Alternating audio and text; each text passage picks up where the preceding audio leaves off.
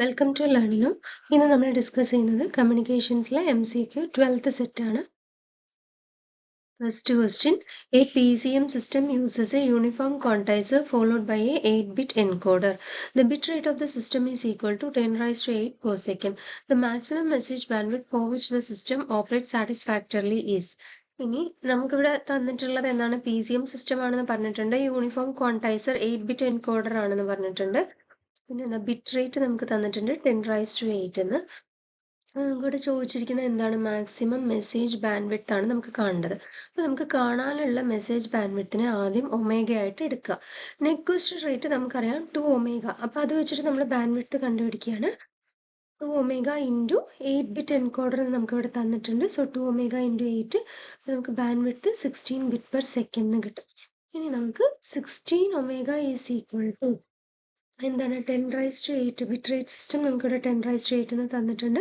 അപ്പോൾ അത് ഇക്വേറ്റ് ചെയ്തിട്ട് നമുക്ക് അതിന് ബാൻഡ് വിഡ്ത്ത് ഒമേഗ നമുക്ക് എത്ര കിട്ടും? 6.25 MHz എന്ന് കിട്ടും.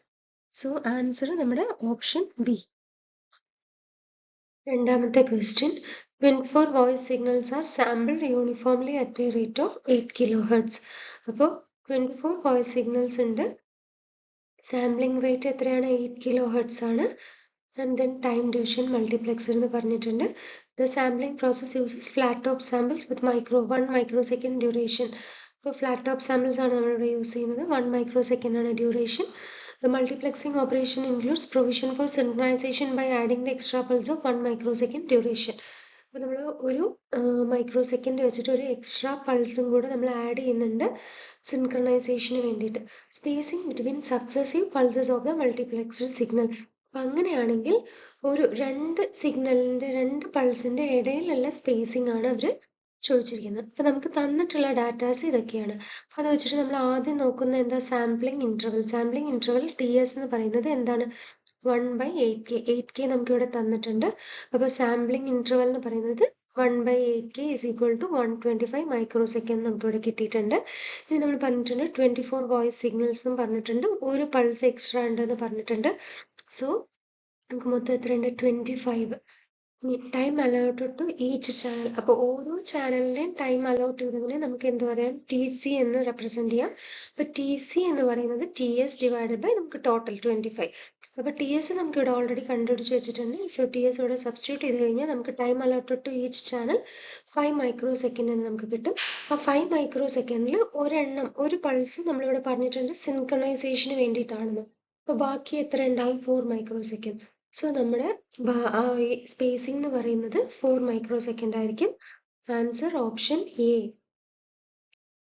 മൂന്നാമത്തെ question, A linear delta modulator is designed to operate on speed signals limited to 3.4 kHz.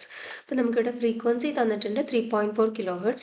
The sampling rate is 10 times the Nyquist rate of the speed signal. അപ്പോൾ sampling rate എന്ത് പറഞ്ഞിട്ടുണ്ട്? നമുക്ക് Nyquist റേറ്റിന് 10 times ആണെന്ന് പറഞ്ഞിട്ടുണ്ട്. Nyquist rate നമുക്കറിയാം 2 times ആണെന്ന്. അപ്പോൾ സ്റ്റെപ്പ് സൈസ് ഡെൽറ്റ തന്നിട്ടുണ്ട് 100 millivolt ആണ്. The modulator is tested with a 1 kHz sinusoidal signal. The maximum amplitude of this test signal required to avoid slope overload. അപ്പോൾ സ്ലോപ്പ് ഓവർലോഡ് അവോയ്ഡ് ചെയ്യാൻ വേണ്ടിയിട്ട് നമുക്ക് maximum amplitude test സിഗ്നലിന് എത്ര amplitude നമുക്ക് maximum ആയിട്ട് വേണ്ടത് എന്നാണ് നമ്മുടെ ക്വസ്റ്റ്യൻ. അപ്പോൾ നമുക്ക് കിട്ടുന്ന ഡാറ്റ നമുക്ക് അപ്പം ഇവിടെ എഴുതിയിടാം. അപ്പോൾ A max ആണ് നമ്മുടെ മാക്സിമം ആംപ്ലിറ്റ്യൂഡ്. അപ്പോൾ അതിൻ്റെ ഇക്വേഷൻ എന്ന് പറയുന്നത് ∆Fs/ωm ആണ്. അപ്പോൾ ഡെല്ല് നമുക്ക് തന്നിട്ടുണ്ട് 0.1 millivolt എന്ന് നമുക്ക് ഇവിടെ തന്നിട്ടുണ്ട്. 100 millivolt എന്ന് തന്നിട്ടുണ്ട്. അതിനെ ഞാൻ ഇവിടെ 0.1 ആയിട്ട് എഴുതി. ഇനി നമുക്ക് എന്താണ് FS സാമ്പിളിംഗ് റേറ്റ് നമുക്ക് ഇവിടെ 3.4 kHz തന്നിട്ടുണ്ട്. Nyquist റേറ്റ് ആണെങ്കിൽ 2 times ആയിരിക്കും. 2 × 3.4 6.8. 6.8ന്റെ 10 times 68K. അതാണ് ഇവിടെ 68K ഡിവൈഡഡ് ബൈ 2π × F നമുക്ക് ഇവിടെ തന്നിട്ടുണ്ട് 1 kHz ആണെന്ന് തന്നിട്ടുണ്ട് ടെസ്റ്റ് സിഗ്നലിൽ. അപ്പോൾ അതും കൂടെ സബ്സ്റ്റിറ്റ്യൂട്ട് ചെയ്യുമ്പോൾ നമുക്ക് 1.08 volt എന്ന് കിട്ടും. നമ്മുടെ ആൻസർ ഓപ്ഷൻ ഡി ആയിരിക്കും. Fourth question, the amplitude of a sinusoidal carrier is modulated by a single sinusoid to obtain the amplitude modulated signal. എന്താണ്? ഒരു സിംഗിൾ സിനുസോയിഡ് ഉപയോഗിച്ചിട്ട് നമുക്ക് വേറൊരു സിനുസോയ്ഡൽ ക്യാരിയറിനെ നമ്മൾ മോഡുലേറ്റ് ചെയ്യുകയാണ്. അപ്പോൾ അങ്ങനെ നമുക്ക് എന്ത് കിട്ടി, ഒരു ആംപ്ലിറ്റ്യൂഡ് മോഡുലേറ്റഡ് സിഗ്നൽ കിട്ടി. ആ സിഗ്നലിൻ്റെ ഇക്വേഷൻ ആണ് ഇവിടെ തന്നിട്ടുള്ളത്. S of t is equal to 5 cos 1600 pi t plus 20 cos 1800 pi t plus 5 cos 2000 pi t എന്ന്.